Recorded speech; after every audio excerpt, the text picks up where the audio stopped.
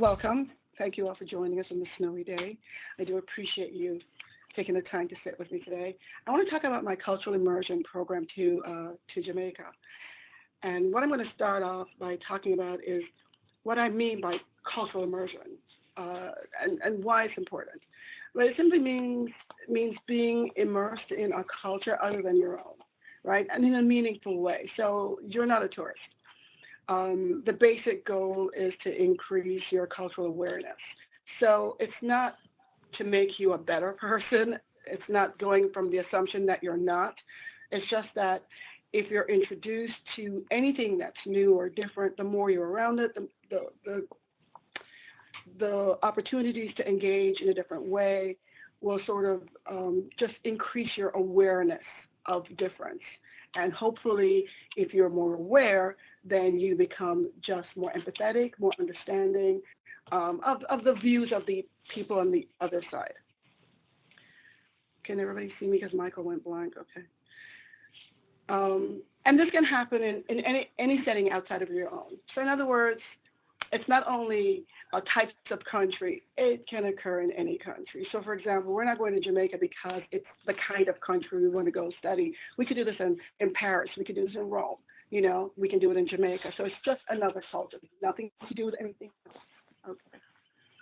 Um, why is it important? And basically, we want to address this long acknowledged and sort of growing concern among library directors and library science educators that today's librarians need really unique skills, knowledge, and abilities to provide the cutting edge library service that our country's growing number of what I want to call distinctly urban environments require. So it's just to give you that extra skill set. Can you guys see me? Okay, because I've lost everything on my screen. Okay, okay.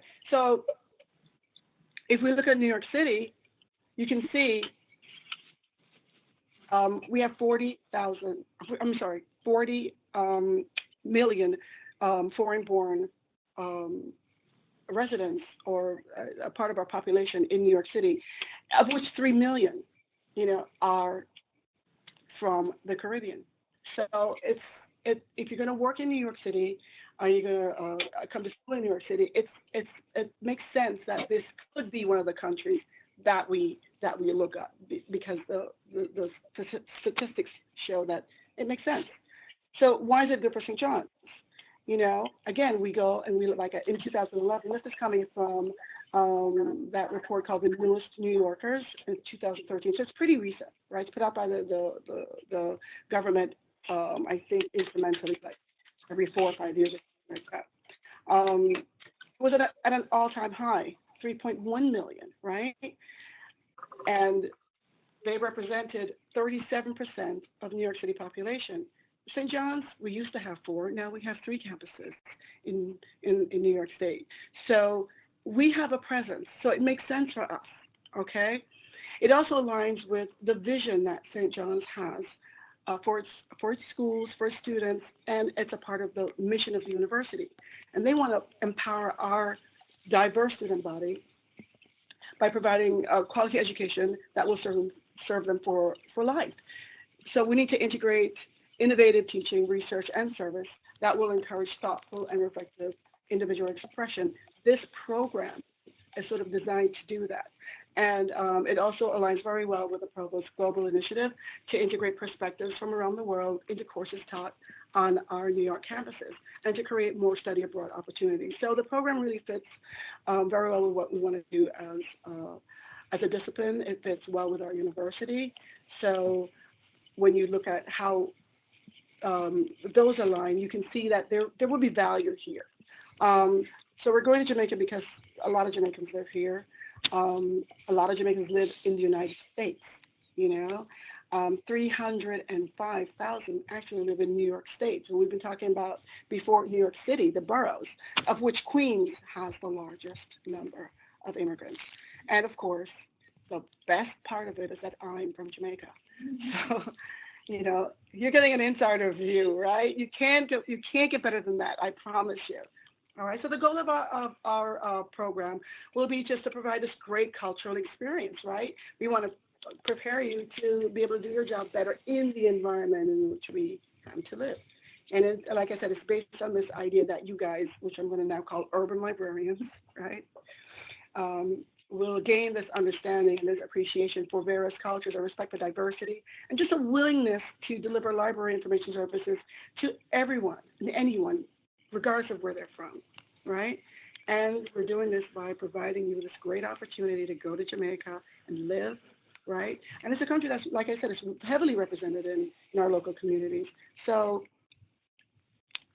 why not take advantage of it, right? Living in Jamaica, quote unquote, it will be 10 days, but, you know, we're going to pack 30 days into those 10 days, right? We'll provide opportunities for you to gain this sort of first-hand knowledge.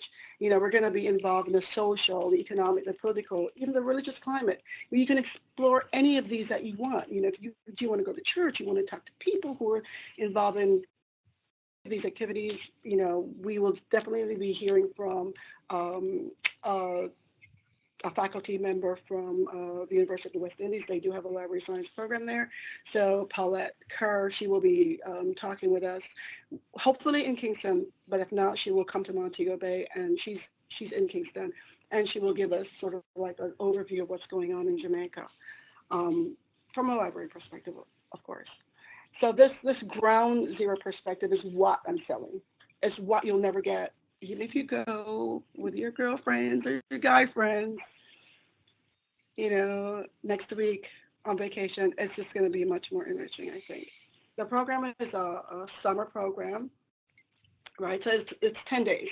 We will leave on June 12th. We're coming back on June 21st. It'll be 3 nights in Kingston.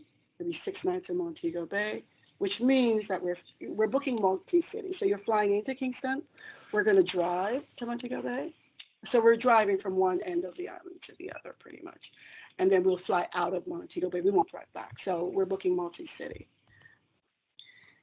When we arrive at the airport in Kingston, we're going to be picked up and we're going to be taken to the Mona Visitors Lodge in Kingston. And it's actually on the campus of the University of the West Indies. So this is where we'll also get a tour of the University of the West Indies, get a chance to sort of just see what a university looks like. Also, we'll be able to take advantage of whatever's available on campus at that time. It'll be summer. The school will be, the library school will be closed, but the university will be open. So there will be a lot to see, okay? Our welcome dinner that same night will be at the Devon House, which is a historical site, and there's also a museum, right? So it was built in 1881 by the first black millionaire in Jamaica. So it's interesting because he was a child from a slave and a landowner. So he was given, you know, opportunities, and he made use of them. So this was his dream home, I guess.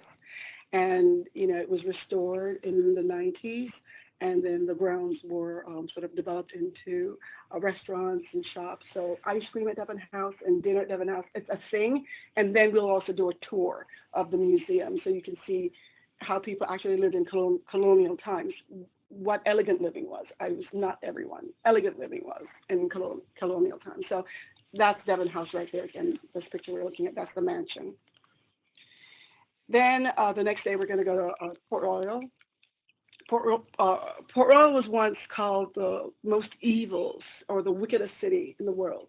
It was where the Buccaneers hung out. The Buccaneers, what do you call them? Pirates, right? We call them Buccaneers, right?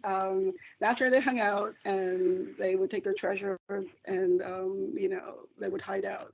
So it was destroyed in the 1400s by a major earthquake. So 99% of the city is now underwater, intact pretty much. It's been mapped.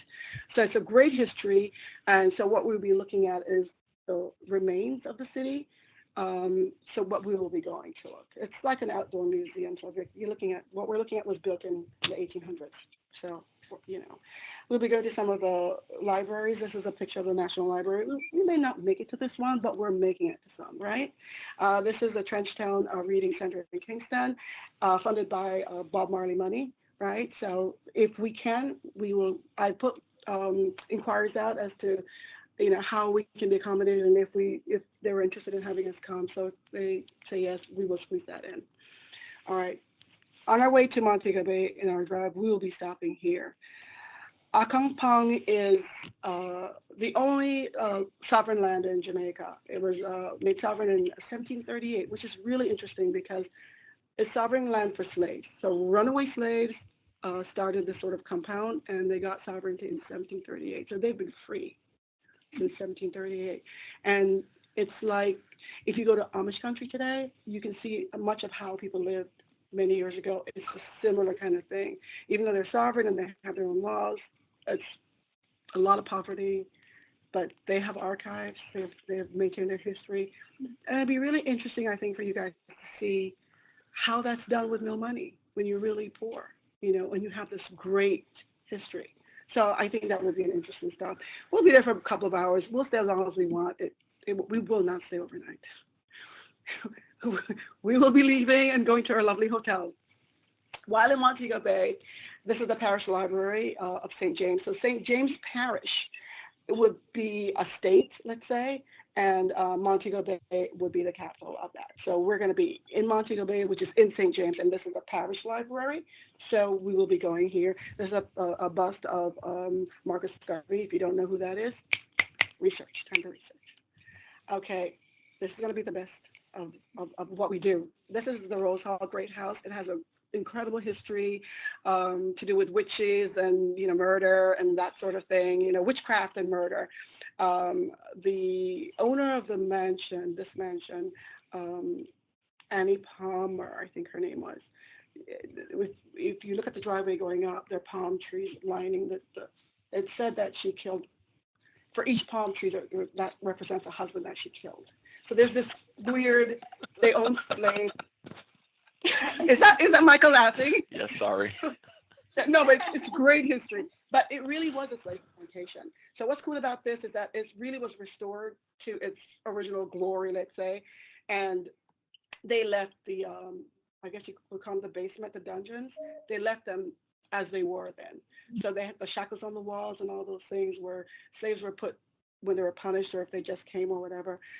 It's exactly that way. And what's interesting about that is it's right next to the bar.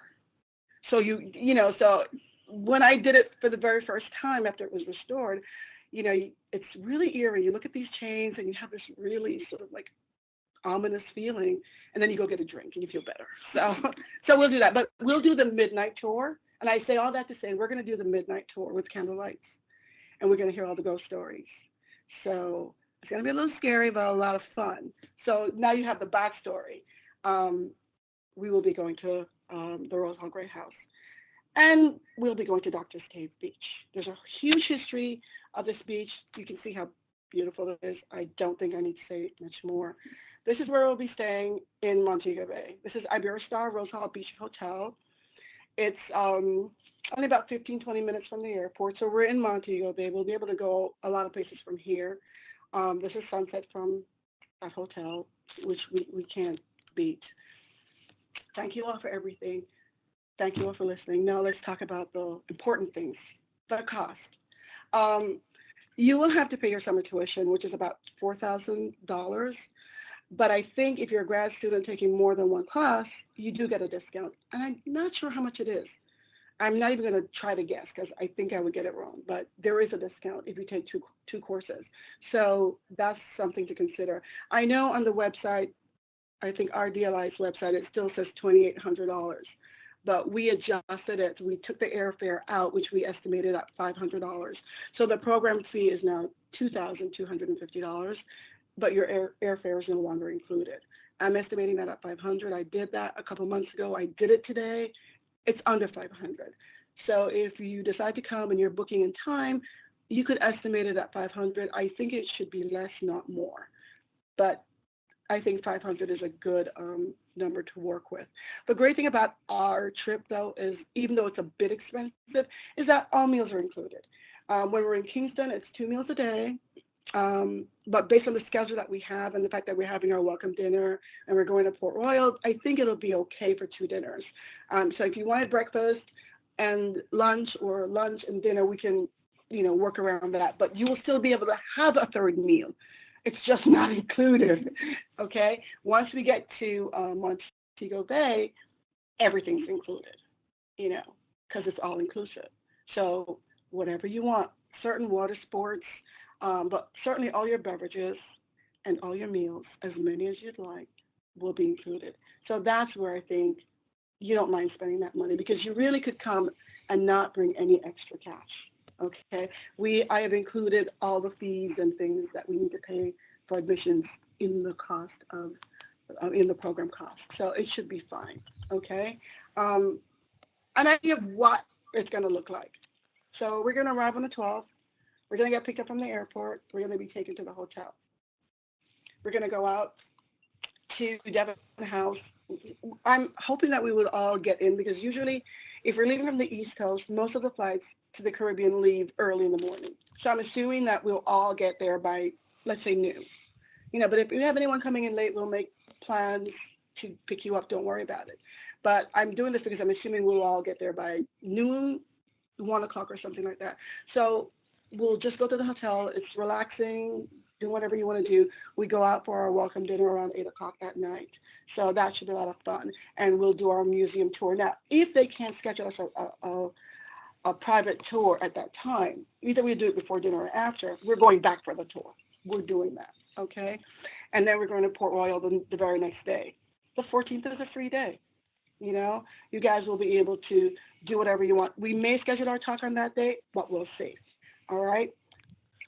And on the 15th, that's when we travel to Montego Bay. We stop in Accompong, and then we relax in Montego Bay. You guys will have the run of the hotel.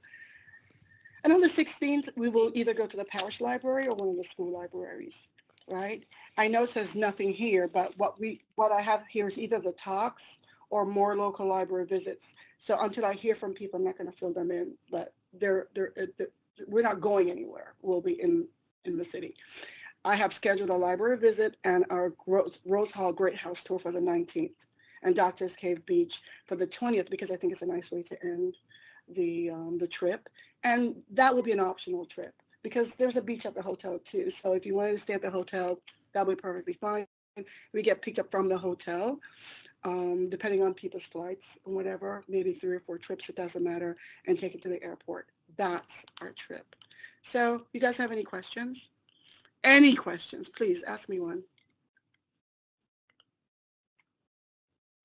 No, no, nobody. Any questions, Michael? None No, for no. me, but I do have. Can everyone hear me? I can't hear We myself. can do. Okay. Yeah. I'm just going to drop the blog page into the chat window so that you guys Okay, can great. take a look at it. This is what DLIS has prepared, and as we get closer to, as we get further along in the semester, we're also going to provide more information. Like Dr. Lee said, once those speakers and other events are solidified, the program will still be coming together. So the purpose of today's session was just to give you an overview and the opportunity to ask questions, but we'll have more opportunities. Of course, you can always email Dr. Lee or you can email dlis at stjohns.edu if you have any questions about the program. Just some housekeeping stuff. This program is going to be made available to LIS students and the grad students outside of St. John's University. So, of course, registration will be given, SJU DLIS students and St. John's College students will be given priority at the time of registration, but the program will be made available to grad students throughout the country. So it's a great opportunity to not just visit Jamaica, but potentially meet with other LIS students interested in this kind of cultural exploration and cultural education. One of the benefits I want to say to this is that over the past couple of years, different library associations, including ALA and even at the local level, everybody is talking about diversity and inclusion. And they're talking about it in a very abstract way, like these are new concepts for librarians, which they're not. But a lot of librarians, if you're in a community that's homogenous, and we don't have this here in New York City, but if you're in a community that's homogenous, you may forget how to be sensitive to other cultures and how to help new Americans and English language learners. So this program gives you an opportunity to see another kind of heterogeneous culture and another kind of heterogeneous population that in the broader context are immigrants here in our country, and so it gives you a chance to explore both sides, as having your feet one foot firmly planted in either world. You're going to see their culture on the ground in their native country, and then you'll that'll inform how you interpret that the culture's representation here in the city and in the states. So I think it's very exciting, and I wish that I could uh, use up my vacation time to go. Maybe Dr. Lee, if you need a chaperone, uh, I can attend, but I encourage everybody to consider it. And this is one of the first uh, study abroad programs of the season to appear. There's another program happening from another institution that's about 2 grand more than this one. So that's another thing to keep in mind. This is a great opportunity to earn some credits, earn some experience, and enjoy something. Especially if you're not familiar with traveling internationally, the Caribbean is a great place to start. I So couldn't I couldn't agree with Michael more. And he really hit on a couple of key concepts. And I'm just going to reframe something that he said because he's absolutely right. When you meet people from different background, cultures, whatever here, and they're immigrants, you're meeting them as immigrants. They feel like they're immigrants. There's a very, very different dynamic than when you meet the same people in their country where they're not immigrants. So when the tables are sort of turned and you're the outsider, how does that feel when you're amongst people that you normally see as immigrants when they're in their country? How are they? How do they relate to each other? What's important to them? How do they live? So when you understand people in their own context, when you meet them as immigrants, all that comes with you. And what comes with that is just an understanding and maybe respect for that culture. So that's really one of the key things that this will sort of give you the opportunity to do. And as far as the work that you have to do, because it is a class for credit, it's a 3 credit class, so you will have to do some work. But the way I've sort of like structured the work is for all the places that we saw before, like Port Royal. When we go to, even though we'll be getting a tour, when we go to Devon House and Akampong and all these places, students will be charged either as a group, like 2 students together, or individually, however depending on how many people we end up with, to do preliminary research. And the students charged with Port Royal, for example, will be our guides when we go to Port Royal. They will do all the research and they will guide us. I'll be fact checking, of course, but that's how that is structured. So people can choose the places that they want to do research on and give us all the background information, like maybe on the bus to the place, we'll get that um, preliminary introduction because we will have guides at each place telling us about the history of the particular location. So it'll be exciting, but it won't be horrible work. You will do a research project, but what I'm looking for is for people to sort of journal their experience, maybe share that in some way with the rest of the DLS students and faculty, maybe at one of the symposiums that we have, or maybe we will set up a website. But what we would like for this to do is become sustainable, so that we connect, we maintain connections that we make in Jamaica, what I'm going to call the host country. So in very many ways, it's a learning experience, but it's not going to be a traditional class. So I'm not going to ask you to write an essay for the research. I want you to present it, whether it's going to be to an actual audience or something online. But I want you to talk about yours and be honest, so that other people can sort of understand, did you find it useful? And then I'm looking to learn as well. How can I make this better? What ways this can be improved? So I will be looking for you guys to just be honest about your experience. And if it's, you have to let me know, right? So any questions?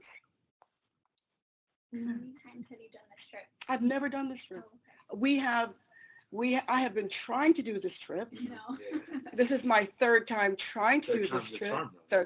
Third time's a charm. So it was initially done as a full semester program with 2 weeks. Yeah, it was supposed to be a winter session, spring session program. With the winter break, winter intersession, we would be in Jamaica.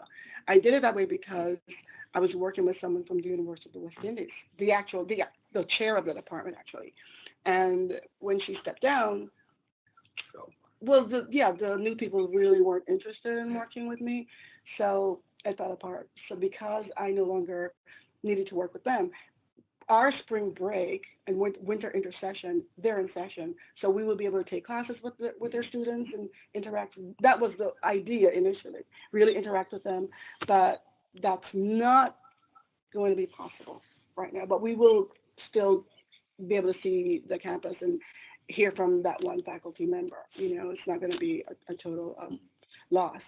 So yeah, I wish I had done it more, but I am from Jamaica, so it's okay if I haven't done it before. You'll be fine. You'll be safe. And those are concerns that you can have to. There's Zika as a concern, just so you know, no more than any place else. Yeah, so I went to Mexico and I'm fine. this is what I'm saying. So you take the precautions that you need to take, but just to let you know, it is an issue there. But there are little things that you can do to remain safe. You don't want to get bitten by mosquitoes. That's what you have to avoid. There's a trick that I'm going to share, which is so weird right now, but a sheet of fabric softener. No, it's not. I've heard that. Yeah. In your pocket. I swear. Yep. Does it. Keeps the mosquitoes away. Yep. For some reason, I don't, and I've tried it. Fix the face. Yeah. And as a matter of fact, if it's really bad, I'll take a bath with a softener sheet. So there are things to do, but it's a third world country. It's a developing country. It's a lot of poverty. So what comes with poverty is crime. So you have to be careful. That's why you can't really wander off by yourself. It's not I don't trust you. It's I don't trust what might happen to you. So those things you have to be mindful of. But because of where we're staying, if you stay on the ground, you'll be okay. And when you venture out with me, you will be fine. So don't worry about that. We're good. Any other questions? No, I'm not seeing anything from anyone. Yeah, I didn't see any of the orange. Yeah, so I don't know. I think Michael stepped away for a minute. So, so I don't know if you guys are out there in cyberspace. I'm not sure if you have any questions. Yeah, I'm not sure if you have any questions. I can't see your questions, so I'm going to wait for Michael to come back to see if you have any. Is there anything that I haven't talked about that you're curious about? We covered airfare. We covered like all the logistics. Okay. I feel like that was pretty good. Yeah, and you've seen the beautiful pictures. Yeah, that's helpful. Very helpful. So there you go. Yeah, and I really am offering this unique perspective of a country that maybe you've been to before, or maybe you've been to St. Thomas or the Virgin Islands, and then you're in this gated community. This is an opportunity to venture outside and see what the country really looks like, see what the country really is about, and to really meet the people who are not being paid to be nice to you. No, I say it honestly, because when you're in that environment, you're meeting Jamaicans, but they're all working.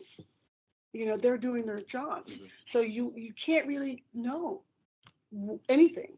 They're told to be a certain way. You won't know until you go outside. You sit down and you have some food and some drinks. With I'm all about the drinks. Yeah. With some people who can tell you about their lives. It's a different experience, and that's what this is about. That's what I'm offering here. You may even meet my brothers. I don't know. Wow. We'll see. There you go. Yes. So I'll see how you guys deserve to be my family. But yeah, I do have family still living in Jamaica, so who knows? Maybe my brother will make some fish or something, invite us over. There you go.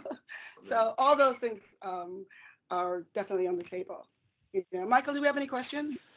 Not in the chat window, so I think we're good. Okay.